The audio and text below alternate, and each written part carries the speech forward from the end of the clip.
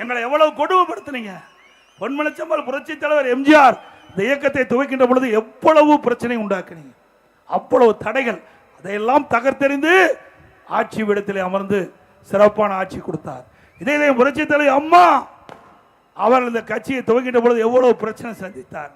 அதையெல்லாம் முறியடித்து வென்று சிறப்பான ஆட்சி நாட்டு மக்களுக்கு தந்த தலைவர் பொன்மனச்செம்மல் புரட்சி தலைவர். இதே புரட்சி தலைவி அம்மா.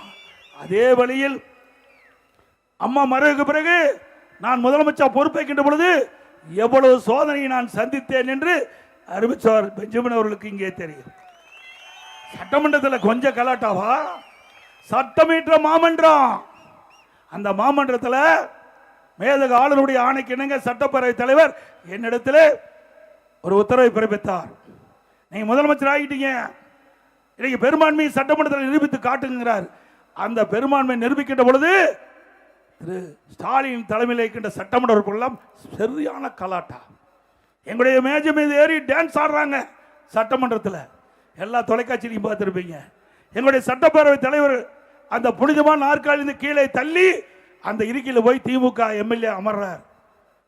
அதுவும் எங்களுடைய சட்டப்பேரவை தலைவர் பட்டியலத்தை சேர்ந்தவர்.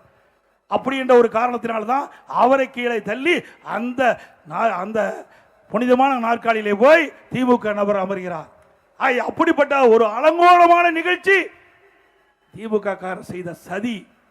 அதில் நம்ம வெற்றி பெற்றோம், அங்க பெரும்பான்மையை நிரூபிச்சோம், வெற்றி பெற்றோம்.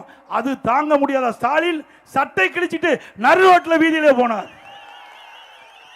திரு ஸ்டாலின் அவர்களே, நாங்க பெரும்பான்மை நிரூபிக்கின்ற பொழுது அதையே உங்களால் தாங்கிக்க முடியல. மீண்டும் அதிமுக ஆட்சி தமிழகத்திலே மலர்கின்ற பொழுது சட்டம் மட்டும் இல்ல, எது இல்லாத போகிறீங்களே தெரியல சபீதியில.